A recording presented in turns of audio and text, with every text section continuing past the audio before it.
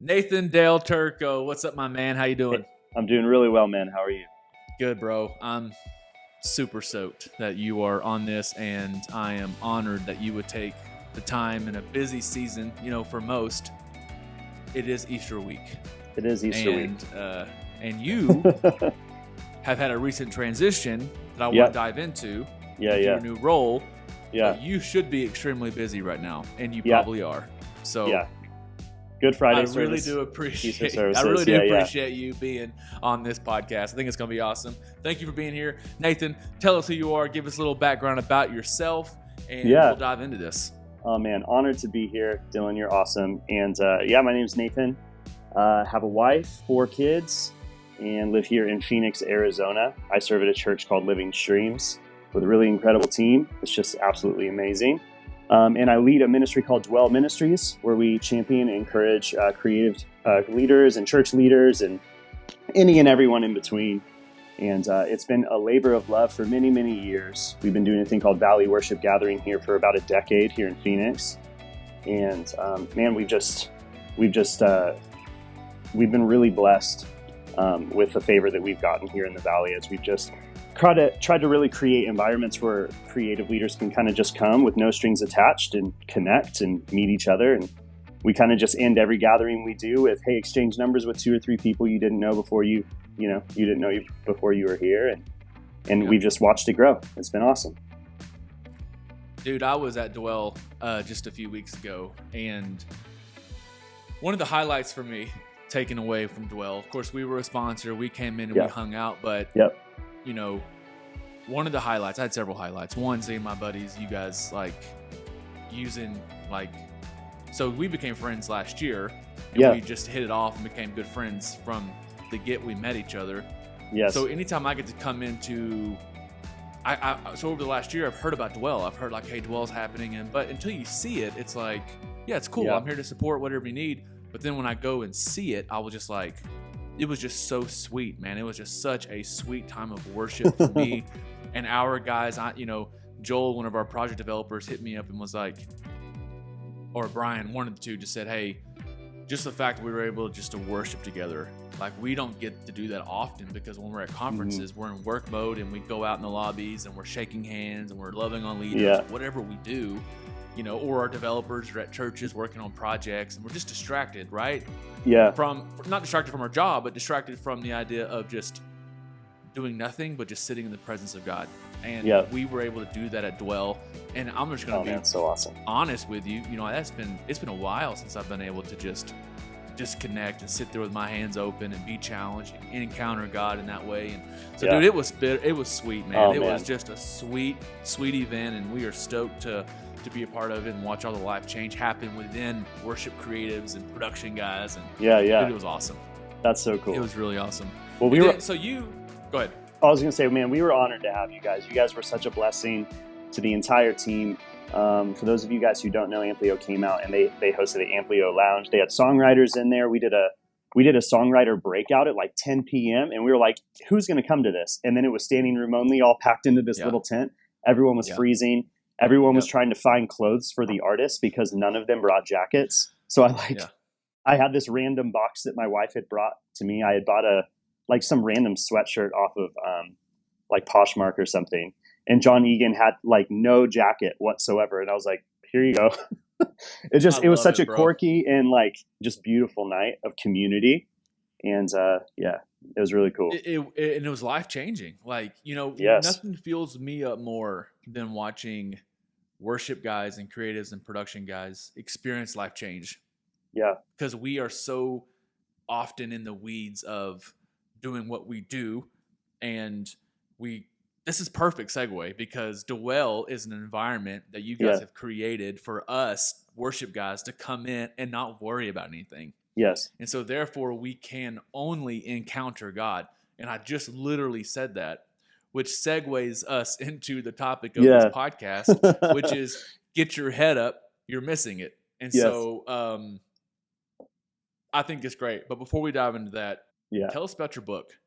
Tell us about your book. Yeah. Your book is such a great resource, and it adds value to so many people. I think it'd be silly for us not to at least mention it. Yeah, thanks so much, man. It's a Worship Leader Handbook. I wrote it a few years back, and man, it was interesting because I wrote that book over a period of about 6 years. And when I first wrote the book, for any of you guys who have seen it, I don't know, I have a copy here somewhere. I don't know. And I'll put it in the show notes as well. Yeah, it's this like Yeah. real quirky looking yellow book with a bunch of graffiti and drawings all over it. When I first started writing it, it was a massive book. Like it was like a big book. And I had this really incredible mentor named Shelley Drake. And man, she just kind of came to me in the midst of the project, and she eventually came on just as like my content editor. And she basically just told me, Nathan, there's a lot of you in this book, which is great. But Nathan, your calling, so to speak, when it comes to this book, she was like, you're a really good conversation starter, and you're a good tone setter, and you're really good at setting the table. And she's like, I feel like you need to shorten this book. You need to make this book accessible to teams, and you need to make it accessible to leaders. And she said that, and that was actually one of the last things that was one of the last conversations her and I had before she actually passed away. And so I did. So I shortened the book dramatically, and so now it's Worship Leader Handbook, but it kind of turned into this little 5-chapter, 100-page handbook, quite literally, for people to take and spark conversations. And really, the premise of the book is just all the lessons I learned and all the things I wish someone would have told me. When I was first coming, into this as a worship leader. I've been a worship pastor now for almost 17 years, or been in vocational ministry for about 17 years. And man, so that book is kind of my love letter to you guys, like from my heart to yours. These are all the lessons I've learned. It's so good, along the way so far. I'm not even a worship leader anymore. And I was going through it, and I was just like, if you're a worship leader and you have not read this, it is so simple, but yet so encouraging and challenging, and just kind of resets. It's a good reset. Like, it's just a good reset. Like, so say I've been doing this for 5 years, 7 years, 10 years, whatever. Yeah. I read this really simple read. It's a workbook or a handbook. I take notes. It's got lines in it. You fill the questions out. It just resets you. Resets the soul. Resets the heart. Resets the mind. It's good. Worship Leader Handbook. You got to get it if you don't have it. Thanks, if you can't afford it, reach out to me. I'll get you. I'll get you. We'll mail you copies. So, yes, we'll get it to you and your teams. Okay, great. Let's dive in. Get your head up. You're missing it. Wrote this article about a year ago, or longer, 2 years ago, and just the idea, the challenge to us as production guys, worship leaders, creatives, we are in a live production environment. We have set the tone. We have set the environment. We have prayed. We have gone before. And then people come in the rooms, and then countdown. As soon as that countdown hits, it just, something happens to us. Like, we just go in show mode, right? Yes. We get down in the weeds. We're turning knobs if we're doing audio or lighting or faders, whatever the case is. If we're on the platform, we're looking down a lot. We're in our pedals. We're in our hands. Whatever our role may be, we have a very serious task at hand. Unfortunately, sometimes, or more often than not, we can simply miss what God is doing around us because we are so invested into what we are actually doing. So what is happening in the room is far more important than what is happening at your feet. And we have to remind ourselves this all the time. So Nathan, I would just be curious to ask you, A, real life scenarios. Do you have any of those? Do you have any examples? And B, what are your thoughts on this? This bringing you on here is not for you to necessarily just agree with what I'm saying, but you can disagree, you can add, you can take away. What are your thoughts, man? Well, I think that honestly, when we were, talking about this topic, and you shot just that tagline to me in the article that you'd written, the first thing that popped into my head, and I was writing some thoughts down, was kind of the statement, "What's most important?" And there was this moment, kind of hearkening back to Dwell Conference. There was this moment where we had one of our worship leaders here from Living Streams who had taken most of last year off because he had had some pretty severe mental illness stuff. And to see him come through full restoration and then lead for the first time in 7 months on platform at Dwell Conference, introducing a brand new song called "Run with the Horses." And I remember by the way, incredible moment. Yeah, good Lord. Incredible And moment. I don't know if we have that captured or recorded, but man, that would be awesome to so show. we're dropping that song. We're releasing the live version of that song at the end of this month. Yeah. Okay, cool. So it's been, yeah. So I just, we were having this moment. I think I was sitting side stage, like kind of, you know, like squatted down against the wall with Jeff Goki and Cassetto. And I was just watching this. After this had happened, and we had one of our other team up, and we were watching all these beautiful moments unfold. And I just remember sitting there, and I was talking with Goki, Jeff Goki, who's a pastor here in Arizona, who he's known me since I was like a kid, basically. Mm-hmm. And I leaned over and I was like, I just want this. And I you know, because you know this, but so I was a part of Hillsong Church for a long time as a worship pastor for Southwest, and I just leaned over to Goki and I just said, "Hey, this is what I want forever." And he just laughed and was like, "What do you mean?" I was like, "I would trade 17 years of every event I've ever done to just sit here in this moment over and over and over and over." Mm-hmm. And I said, "There's so much true ministry happening right now in this moment, to see someone who was at literally the brink of the brink of destruction, mm-hmm. to come full circle and be fully like restored in all of his wonderful broken but healed and glued back together and rebuilt glory, to get up there and be like." And I think one of the things that he said in his like opening thing is, he just said, "Hey, this is my first time on platform in 7 months," and he just said, "Can I just tell you guys, the platform's overrated." Mm-hmm. And it was just like, you could have heard a pin drop in the room. Like it was just, mm-hmm. it was such a heavy moment. Mm-hmm. So I think for me, when I thought about this topic, get your head up, you're missing it. I think about those types of moments, and it made me reflect on over the past, over a decade, where I've probably missed a lot of moments because I've been real focused on the big picture. I've been real focused on getting the service done. And I think for us, that really starts to, yeah. So, I mean, that's kind of where my head was at the moment. But what I was going to say is, I think, I wasn't sure if I wanted to say it this way, but kind of some of the notes that I took is, when we over focus on perfection, it's almost always rooted in comparison and almost never part of the majority. And what I mean by that is, a lot of times if we have a culture that's so honed in on everything being perfect, most of the time it's not really rooted in a good place anyway. It's always rooted really in comparison. Like, who are we competing with? Are we competing with ourselves, or a comparison of ourselves, or another campus, another church, what we've seen on social media? And a lot of times that becomes like the big distraction, right? Because we're so honed in on making things perfect that we miss these like really beautiful little moments. And they're windows. They're not like moments that exist forever. It's like there's these right. little blips mm-hmm. on the map that if you're not looking up, to your point, you miss it.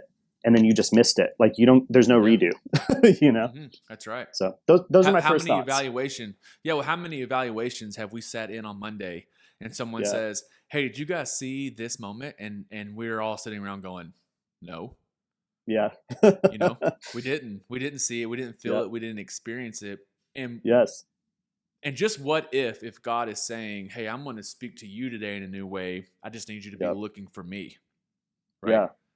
Mm-hmm. But as the artist, as the worship leader, as the production guy, of course we want to experience God. Like, that's it. I shouldn't even have to say that. Like, of course we want to experience God, but God's moving in front of us, and He's saying, "Hey, I'm not just bringing life change to those that you're standing in front of. I can bring life change to you as well." And I think about that the worship leader that was on your team, and the first time he led in 7 months, and what he has gone through, his journey, his valleys and his mountains he's had to cross over the last 7 months. Of someone who has struggled with mental illness and anxiety myself, I know like what he has gone through and what he is going through. And for me personally, it goes back to years and years and years of just missing what God's doing in front of me. Yeah. Because we drive, and we work and we work and we work and we work and we do tasks and we do all these things, and we're just here. This is we hide and we hide and we stuff and we pretend everything's okay.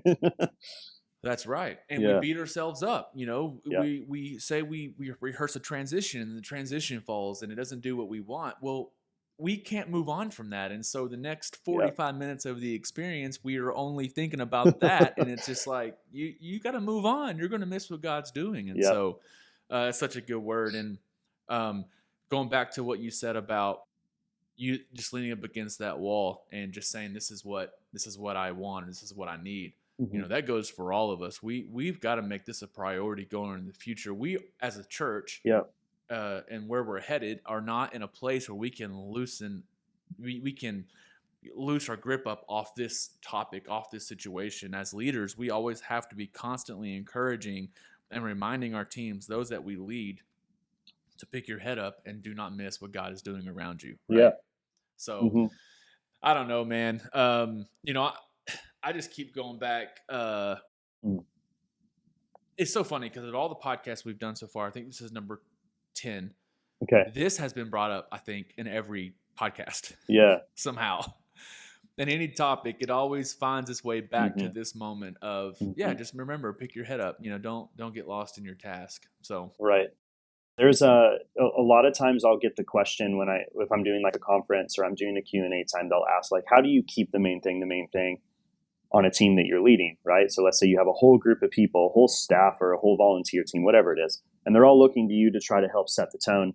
And I think one exercise that I stumbled into because it came out of my own quiet time was just what I've asked the team to do before is we're all standing in a circle pre-service, and I say, I want you to close your eyes. And everyone kind of, giggles and closes their eyes. And I said, I want you to picture that you just raised your hand at the end of service to accept Jesus.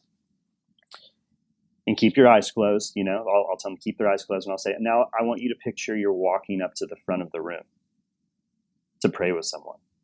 Mm-hmm. And then now you just finished praying with someone, and now they're giving you a Bible.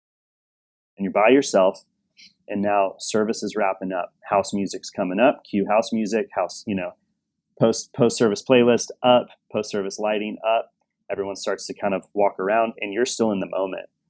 And you kind of just in a day start walking out to your car. And if it's Arizona, it's 1,000,000 degrees outside. So you go over, you get to your car, you open the furnace that is your car.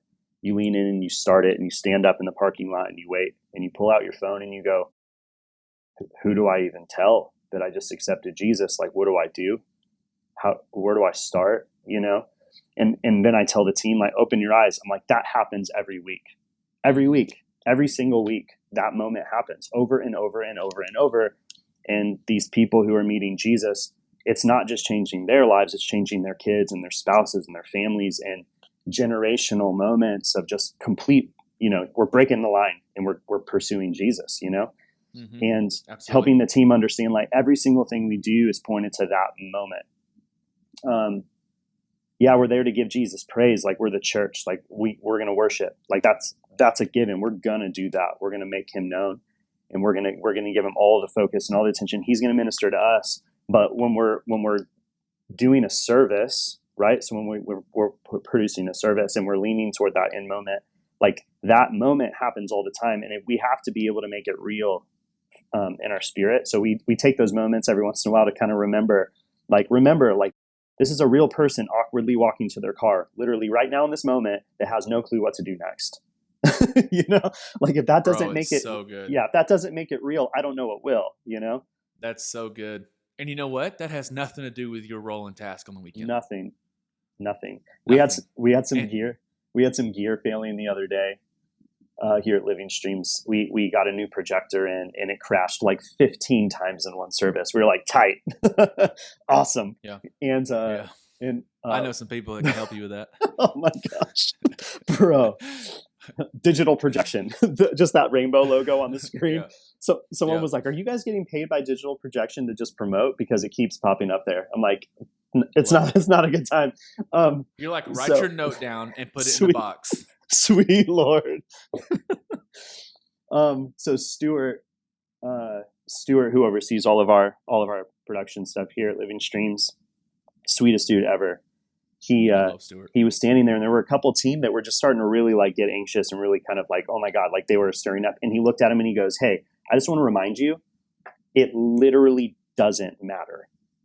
Like, we're going to fix it. It's important, and we're going to make it right. It's going to be okay. But I just need you to know it actually doesn't matter. This is an insignificant moment in the realm of everything. And everyone kind of just like calmed down. He's like, great. So now let's try to fix it, you know? But he's just like, it's okay. It's going to be okay, you know? But like, we got to have moments and clarity like Stuart to calm our teams down and be like, we're going to miss a moment. So stop getting distracted about a broken piece of gear. We'll fix it. Yep. It sucks. Yep. We all know it's awkward. Everyone's looking at us. Everyone's turning around looking at us, you know, but it's going to be okay. In the grand scheme of things, it literally doesn't matter. That's not the most important thing that's happening.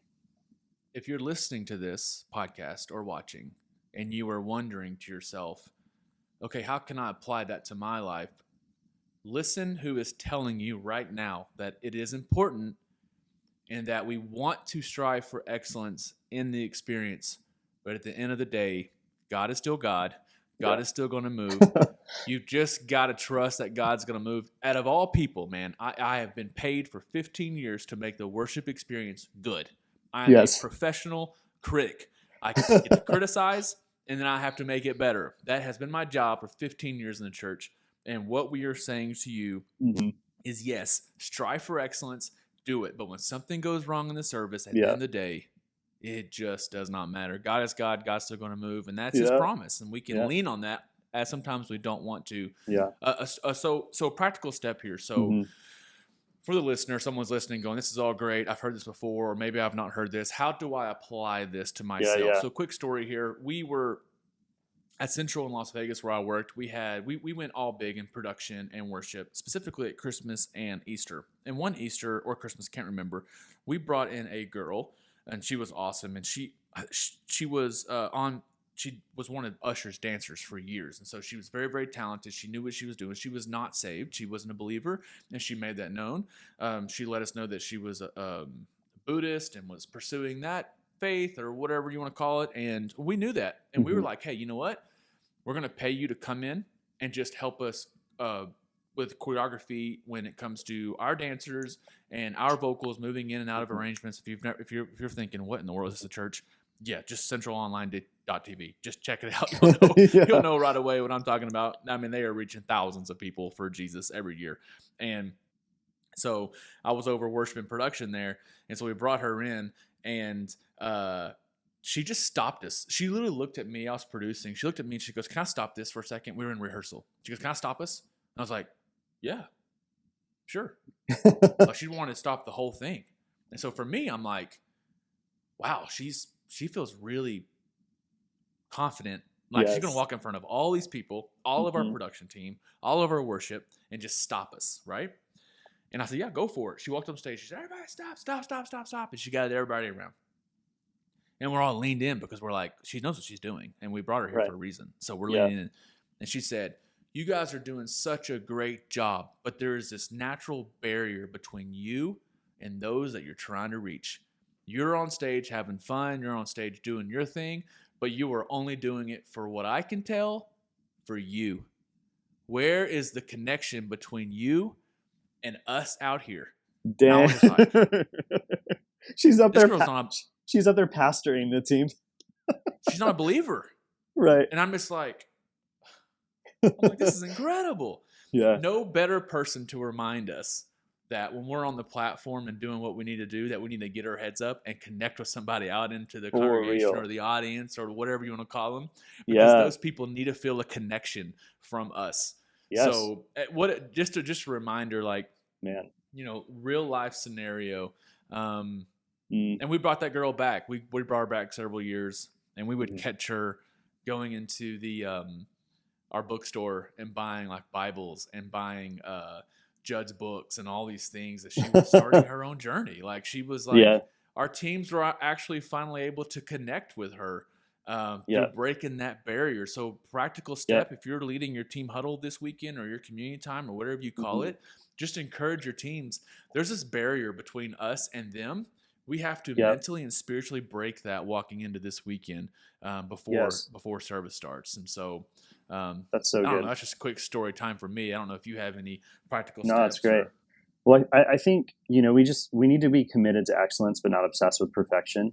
And I think we just have to really carry that loosely. I think it was Sean Foyt that said originally, I heard it at, I think in Sydney at the creative conference at Hillsong. He said spontaneity is a reward of preparation. And I think the reality is if we continue to be excellent and we continue to pursue our craft and get good at what we do, that enables us, kind of like based on what you wrote in your article, like in the blog that you had written before. If we do the hard work up front, we're able to not disconnect. I would say even more clearly, like we're able to actually connect.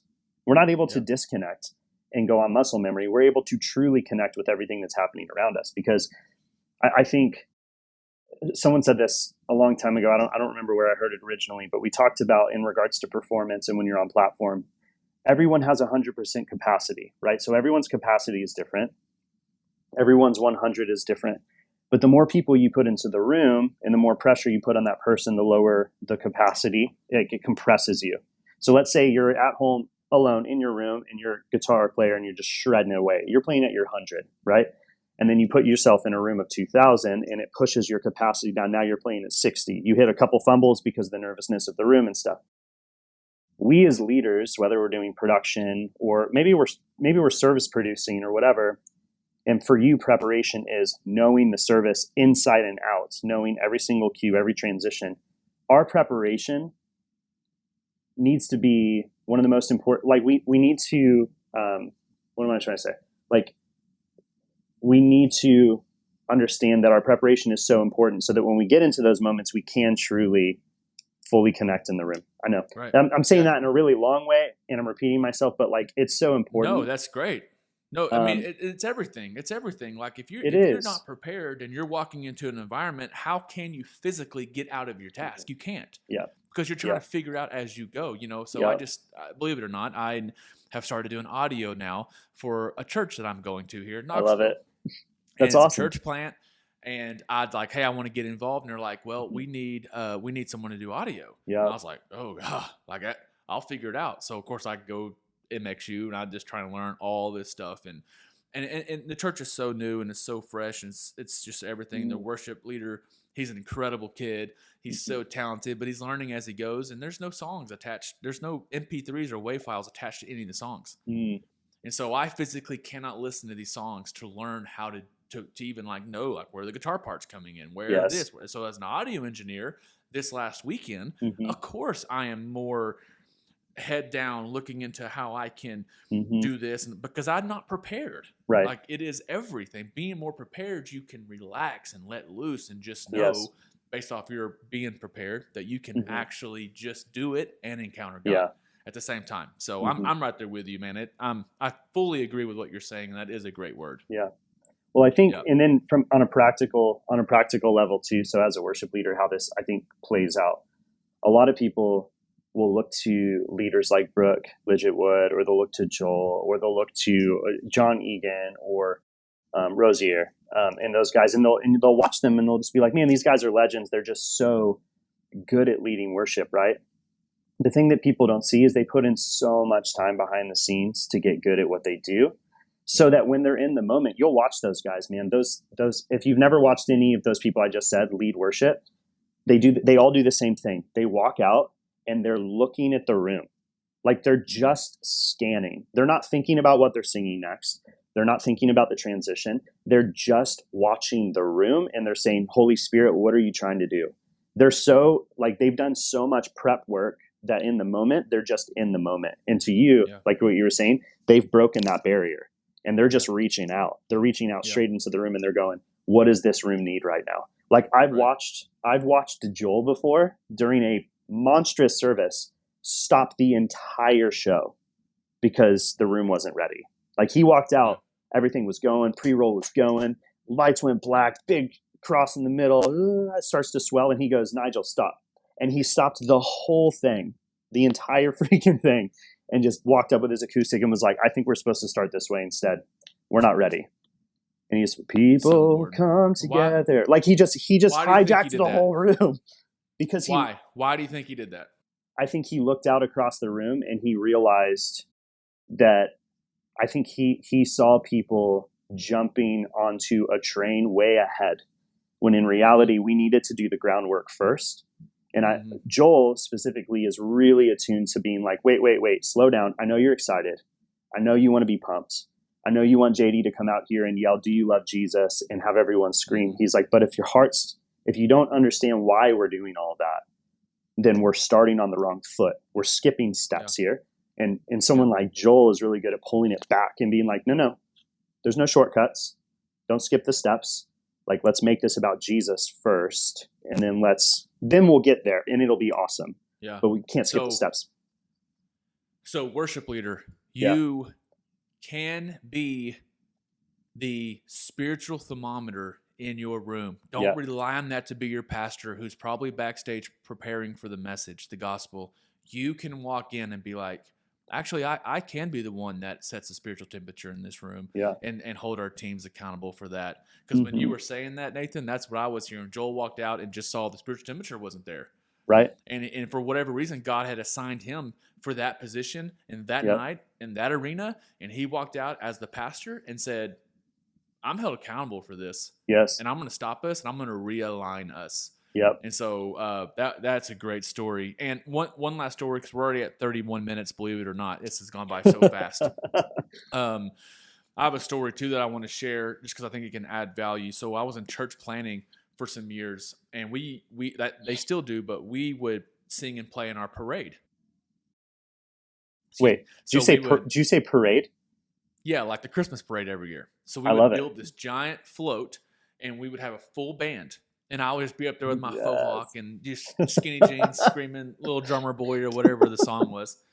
And we're in the downtown Knoxville parade. There's thousands and thousands and thousands of people. This is the parade in Knoxville. And we were just really big that year, or that moment of, hey, everybody keep your head up. Just try to tag somebody with your eyes, right? Just try to look out and just tag somebody. Just try to see somebody. Mm-hmm. And so that was kind of our going into it. You know, we're going to play in front of thousands of people, and we're not even doing a Christian song. And so it's like, we got to let these people know, hey, although there's an automatic barrier, is disconnect because we're on a moving float and we're going to see you for 6 seconds. We see you. We don't know what's going on in your life, but at least we physically see you. Yeah. And so the next week, a guy came to our church, and he said, his name was Scott, and he said, you know, I'm here, and in church planning, you should be very much so in tune of asking why or how they heard about you, because you're trying to build, you're trying to build this church. And so we asked, and he said, you know, last week at the parade, for the first time ever in my life, I felt like someone acknowledged me from a Christian platform, and it was the drummer, and his name is Asher. And what he did, he was playing, he just looked up, and he was very intentional at making eye contact with people. Yeah. And this guy said, so I feel like for the first time ever, someone from a Christian platform had acknowledged me. And so therefore, I'm going to give church another chance. He came. So over a span of a few years, he got saved. His wife was saved. Their kid was saved in the church. They are all baptized. Her parents started coming. They were baptized, and they got saved and baptized. Through that, he became the executive pastor of this church. What? I know. He's no longer on staff there. He's moved on to Florida. But it was just like, all because God used a drummer in the very back of the stage to keep his eyes open, to look up, to not miss it, and see what God is doing. And God was able to use Asher through his connection of just eyes and touch that guy's life. And it changed generations. It was a generation change. It wasn't just, I'm going to get... God wasn't changed just thinking everything in the moment, we're going to change Scott. He was like, man, we're changing generations through this. And so my encouragement to you, if you're listening to this podcast or you're watching, it is important. We're not just up here blowing smoke and being dudes. We are actually trying to add value and remind you and remind ourselves that we have to look up, because God's moving around us and we don't want to miss it. And God's going to use that. God's going to use that look up as well. So, Nathan, bro, any last words? Oh, yeah. I was just going to say, just remind you guys, you matter so much. You're so important. And then for those of you guys, no matter what part of creative or leadership you're in, your team, lean into it and be with your team. Do life with your team. Don't miss those moments. And a lot of great work is done in hallway conversations and in office conversations, not just in the big moments and the conferences and the services. And lean in and be okay with some weakness and brokenness and Yeah. vulnerability with your team, and God's going to bless it, because God can do quite a bit with our weakness. So you guys matter. We love you. It's so good, and it's so true. And I'm going to plug this because I know you're not going to. If you're a worship leader or a creative dude or a production guy, and you need 2 days of travel to get away and just experience God in a fresh way, then you better be at Dwell Conference next year. Yes. You just straight up, you better be there, because it is a sweet connection point for you. It's literally designed for you to connect and to dwell in the presence of God. That's what it's for. It's not some big conference. It's not some massive breakout session. There are breakouts, but it's not this big production. It's just a sweet moment. And it's very good. I'm not saying all that to say it's very good, or I wouldn't promote it. It's very, very good. But it is just a sweet point to connect with God. So more information to come on that down the road. We're a while out from Dwell. So, well, Nathan, bro, I love you. You're a brother to me. I'll actually see you in just a few days. Yes, so, absolutely. See you soon. I thought about waiting on this and doing a podcast in person, but I'm like, you know what? We're going to be so busy like doing stuff and hanging and being bros. I don't want to do that. So love you, bro. We'll get this posted soon, man. It's going to add value to people, and I can't wait. So we'll see you at the next one.